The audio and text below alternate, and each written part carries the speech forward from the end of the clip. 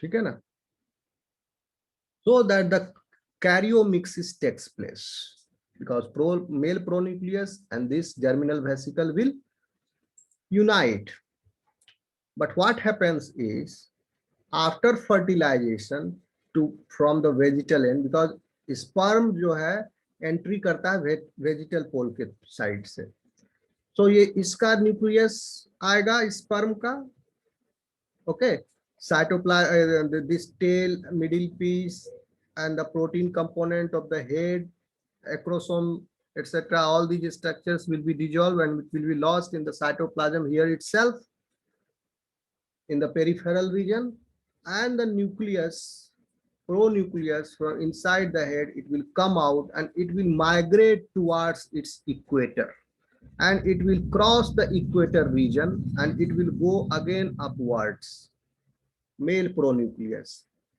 And at the same time, female pronucleus in the form of germinal vesicle, this also migrates from the upper end, from the animal pole towards the equator. And before reaching equator, क्योंकि पहले equator को mail pronucleus cross करके पहुंच गया है यहाँ तक, और ये भी धीरे धीरे चल रहा है, सो उन दोनों का मीट जो होता है male pronucleus and female, basically क्या होगा, जायगोट तभी बनेगा जब न्यूक्लियस दोनों का मिक्स होगा, हैप्लॉइड हो से डिप्लॉइड होगा, ओके। तो अब जो है दोनों का न्यूक्लियस मीट करेगा, इक्वेटर से थोड़ा ऊपर दोनों मिक्स कर गया, ठीक है, आगे बढ़े। Yes sir.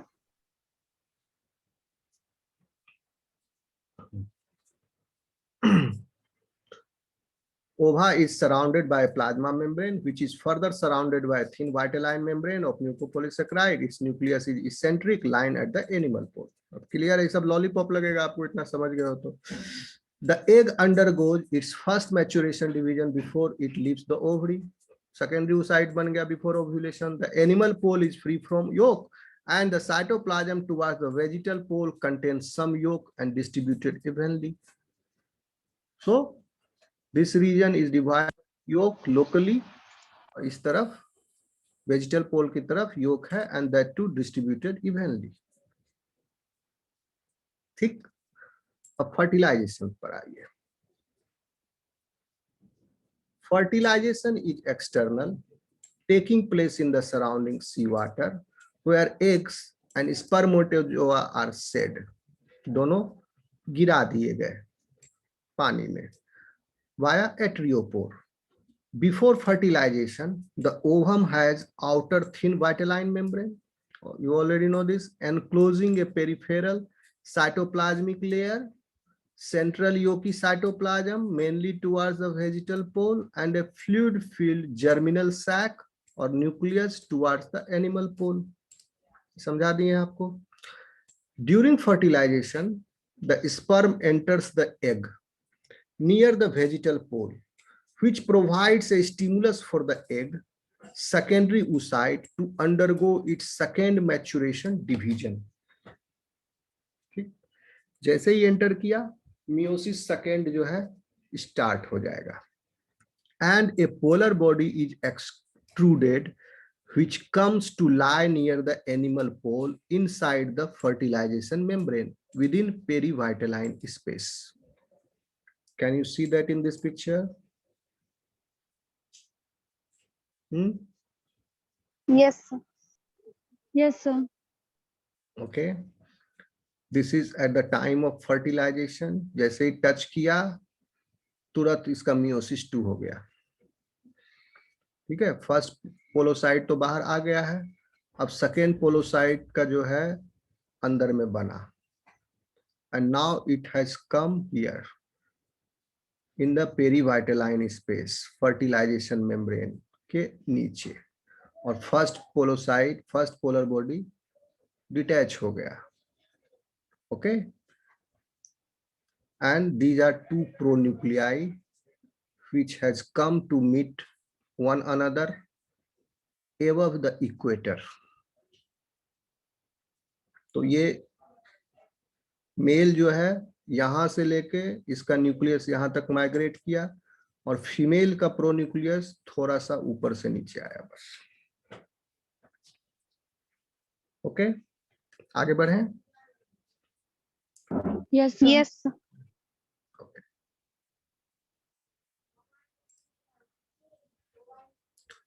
Perivitaline space. Okay, so it is that space formed by the elevation of fertilization membrane from the plasma membrane. Perivitelline space पहले नहीं था फर्टिलाइजेशन के पहले। फर्टिलाइजेशन जैसे टच हुआ, कॉर्टिकल रिएक्शन स्टार्ट हुआ, वाइटलाइन मेम्ब्रेन अलग हुआ प्लाज्मा मेम्ब्रेन से, and that space is filled by the cortical granules. Now that perivitelline space is elevated from the plasma membrane and it marks the animal pole of, और वहीं पर जो है यहाँ पर न्यूक्लियाई दे दिया गया। The nuclei of sperm, nuclei बोला second polar body, the nuclei of sperm and egg migrate towards the equator of the egg. दोनों जो है इक्वेटर की तरफ बढ़ा।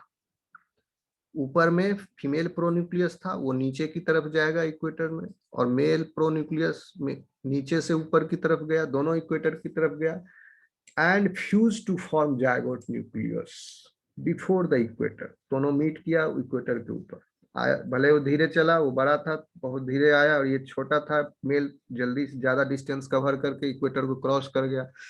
The site of fusion is generally above the equator of the egg and slightly towards the side, which will eventually be the posterior end of the embryo. ठीक, देखिए यहां तक क्लियर है? Yes, sir. Yes, sir. Yes, sir. Okay, ये वही same figure है।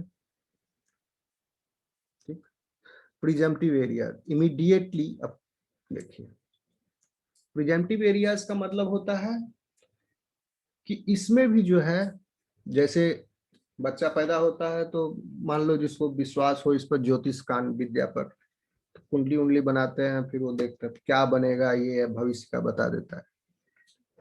तो क्या हुआ, डिटरमाइन हो गया कि ये बनेगा, ये करेगा, वो करेगा, इस समय ग्रह चलेगा उसका, इस समय साढ़े साथी चलेगा, ये होगा।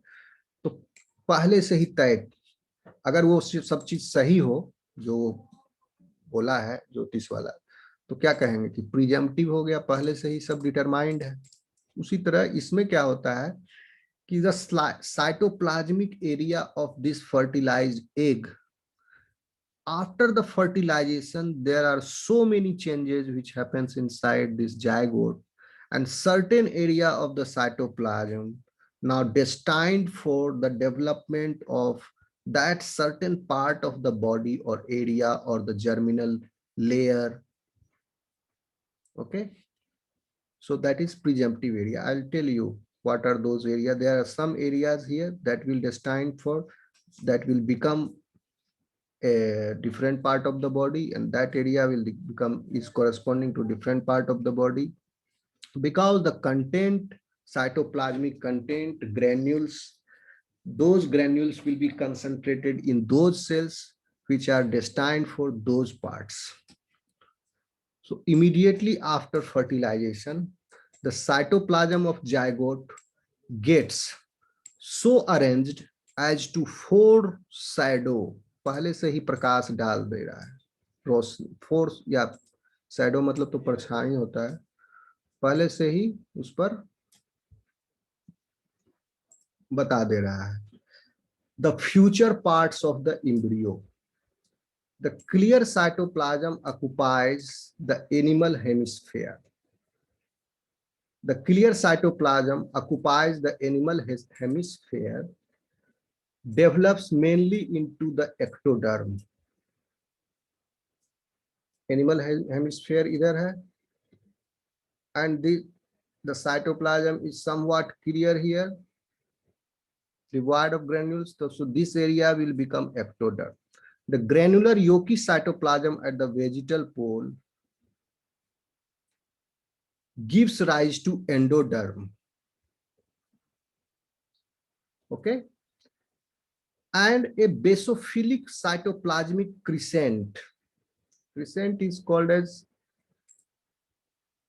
an area or a structure which is bent.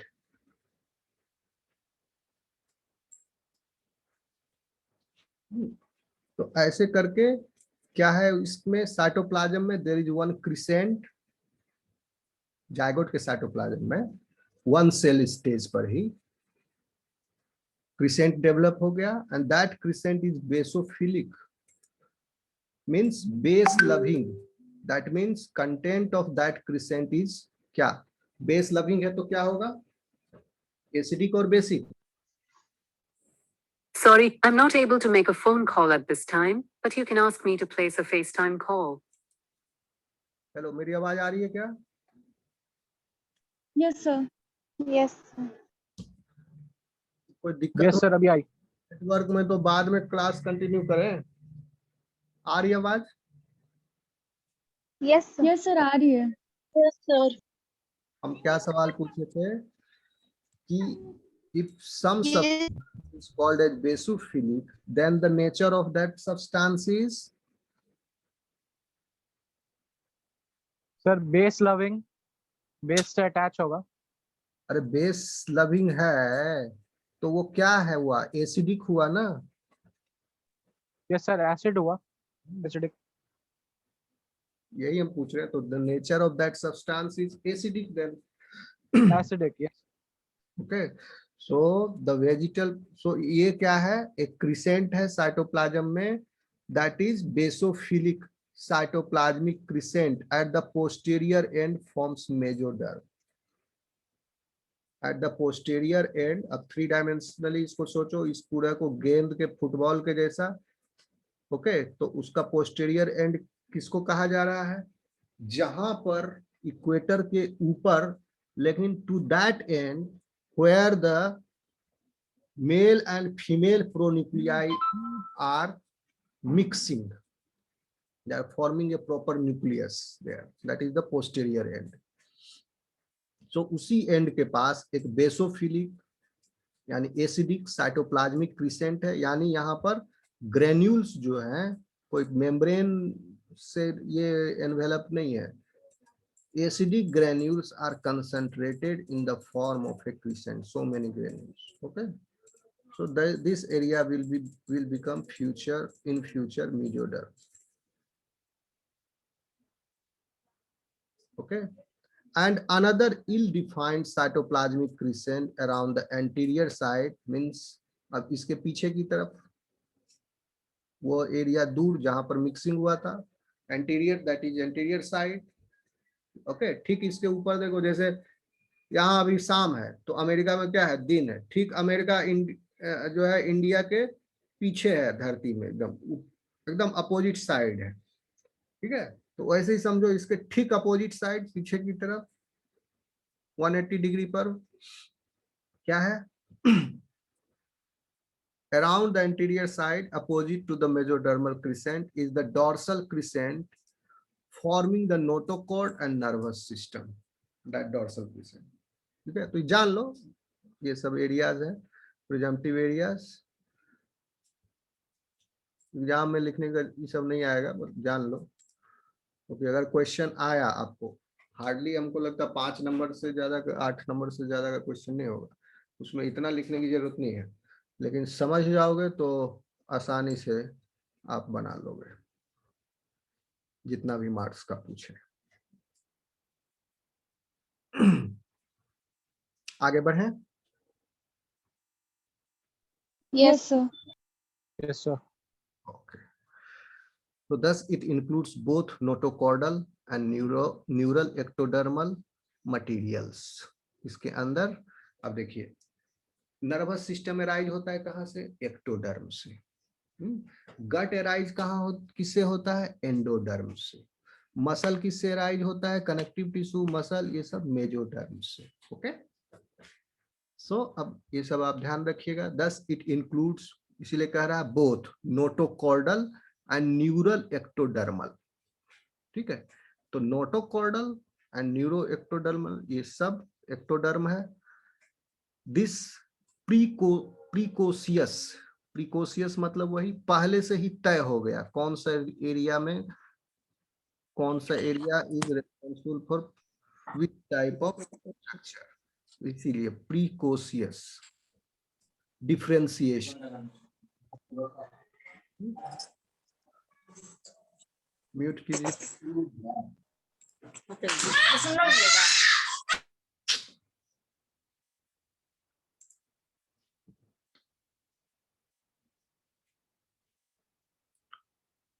This precocious differentiation of cytoplasm of the zygote is strikingly similar to that of urochordata. उसमें भी ऐसी है।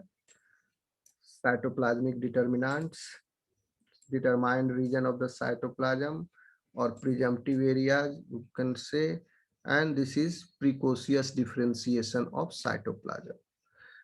It shows a close relationship of two groups of protochordata. अब आते हैं हम, क्या हो गया अभी तक? फर्टिलाइजेशन हो गया and presumptive areas are formed. Now early embryonic development we will see. Are you getting my voice? Yes, sir. Yes, sir. ऐसा करो, Yes, sir, आ रही। ऐसा करो, कल मॉर्निंग में रखते हैं, ठीक है? Hello, Yes, sir. Okay, sir. Okay, sir. कल morning. Okay, sir. Morning, okay. अभी Okay, भी sir. पढ़ा सकते हैं, लेकिन अभी मेरा सर में थोड़ा दर्द भी है, okay? No problem, sir. All these things I have explained you basically. First cell stage, 2 cell stage, ये सब अब देखो आराम से समझ में आएगा। देखो दिख रहा है इसमें, first meridional plane, second meridional plane, third equatorial plane, दिख रहा है ना? तो ये कल Yes. Yes, sir. Yes, sir. Early embryonic development, blastulation, gastrulation, neurulation और ये सब पढ़ के थोड़ा सा ऊपर हम लोग देख लेंगे। Fate of germ cells, formation of notochord, formation of neural tube and this formation of somites and then, क्योंकि सिलेबस में क्या लिखा है, till the formation of coelom, तो सिलोम बना देंगे हम लोग जब तक सिलोम नहीं इसका बन जाए एम्फियोक्सिस का। And then this is the life cycle stages, metamorphosis हो रहा है, and then significance of studying embryology of amphioxus, then this topic will end, amphioxus will be over, okay? तो कल सुबह में इसको हम लोग ओवर कर देंगे, okay? Okay, sir. Okay, sir. चलो अटेंडेंस, एक सेकेंड रुको, अभी जाना। Sir, recording off. हाँ, रिकॉर्डिंग ऑफ।